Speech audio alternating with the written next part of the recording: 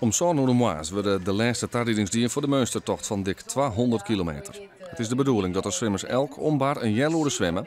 Vlug, het was net, 340 kilometer in toer is de bedoeling. Aan het goed is ben we er wel voorbereid. Ja, alleen ik denk dat er heel veel dingen in komen wat nog wel zwaar kan worden. Vooral de stroming in het water en het waar wat we te maken krijgen, dat kan wel invallen. Maar dat wordt ook wel weer een uitdaging. De zwimmers hebben ontnota goed 2000 euro ophellen. Het startschot wordt joen terug uit Alversterrentocht weer Henk Angenet. Atlete Mariska Kramer en jongen Siep van der Ploeg ben vregen om het eerste stukje mee te zwemmen. Siep docht dat als ambassadeur van de Doe een Wens Stichting.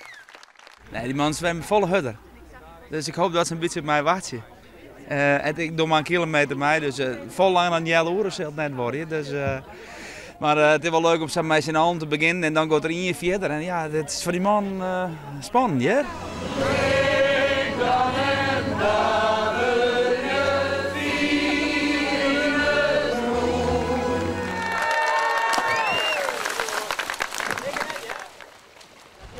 Het water is net heel raar hoor. Nee, best lekker.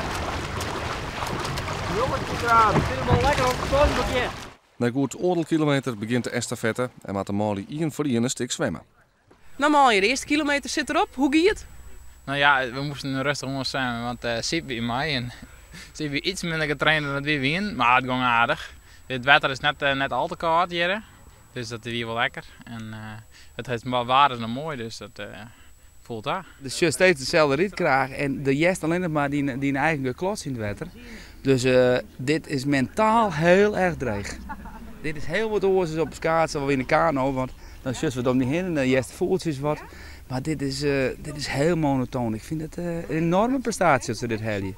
De eerste etappe rint van Ljouwert naar Sleert. De verwachting is dat de Molly Joen let daar komen. Waar ze is de finish op de Bonkeveert in Ljouwert.